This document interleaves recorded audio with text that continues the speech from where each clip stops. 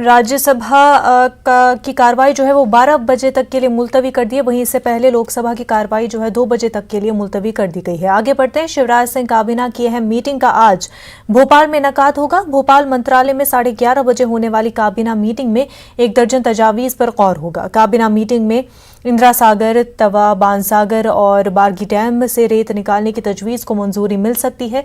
इसी तरह बल्दियाती हलकों में बस स्टैंड की तामीर के लिए मुफ्त जमीन मुहैया करने की तजवीज़ पर भी काबीना अपनी मुहर लग सकती है।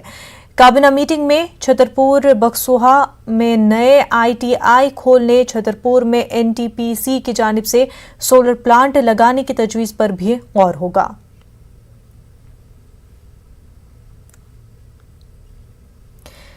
वहीं मध्य प्रदेश में कोरोना रिकवरी शरह 99% से तजावुज करने के बाद हुकूमत ने मजहबी मकामात में इबादत को लेकर भी बड़ी रियायत दी है।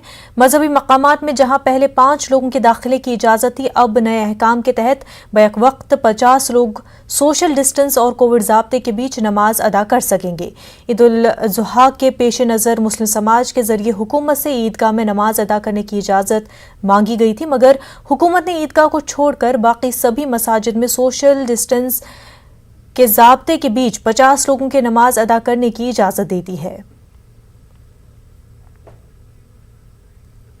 हमारे नुमाइंदे मेहताब आलम हमारे साथ बराह रास्त जुड़ चुके हैं। एक अच्छी खबर कि अब जो है मसाजिद में 50 लोग जो है बैक वक्त नमाज पढ़ सकते हैं, और ख़ासतौर से अब जबकि ईद उल अजहा काफ़ी करीब है और लोग जो है इंतज़ार कर रहे थे कुछ इस तरह के फैसले का।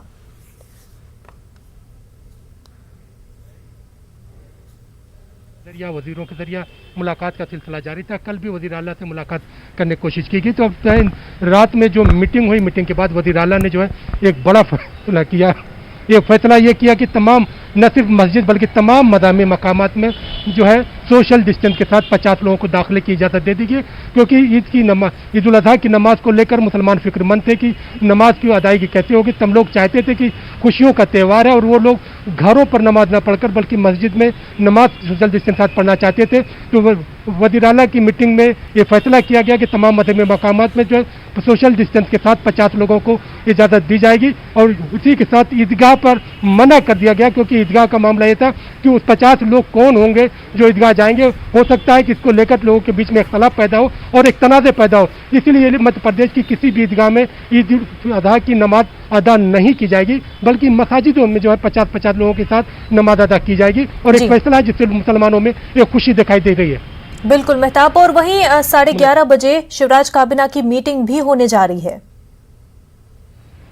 मुनज़्ज़ा जो काबीना की मीटिंग है, उस मीटिंग में कई अहम फैसले होंगे, जहां पर छतरपुर और बक्सवा में ITI खोलने का मामला है, जो वहीं पर कई नदियों में से रेत निकालने की जो मामला है उसकी तजावीज़, और NTPC की जो सोलर प्लांट का मामला है उसको भी पेश किया जाएगा। लेकिन सबसे अहम मामला यह है कि 26 जुलाई से जो 11वीं और 12वीं की क्लास शुरू होने जा रही है, उसको लेकर जो फैसला किया गया है, कैबिनेट की उसकी मोहर लगेगी, और उसमें तय किया गया है कि क्राइसिस मैनेजमेंट कमेटियां तय करेंगी कि मुकामी सतह पर स्कूल को खोला जाना है या नहीं खोला जाना है। क्योंकि अगर किसी भी जिले में, मध्य प्रदेश की अगर बात करें तो 52 जिले में से 46 जिले ऐसे हैं जहां पर कोरोना का कोई मरीज नहीं है, लेकिन 6 जिलों में कोरोना के मरीज 1-2 की तादाद में मौजूद है।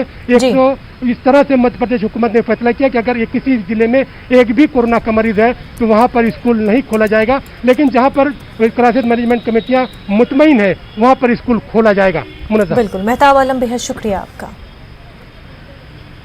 वक्त हो गया एक छोटे से ब्रेक का, जल्द होंगे हाजिर।